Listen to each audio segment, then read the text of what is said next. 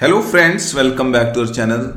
In our previous two videos, we discussed digital design challenge and I gave the solution as well. Let me tell you what was the problem statement.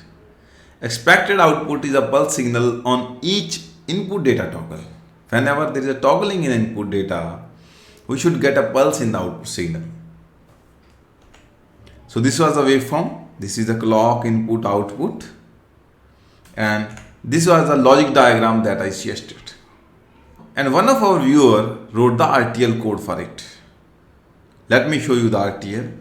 So this is the RTL code written by our viewer. Friends, I found that there is a discrepancy in this RTL code.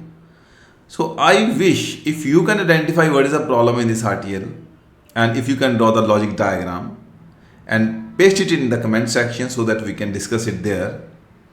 Otherwise, in the next video, I will let you know what will be the final logic diagram that will be found with respect to this RTL code.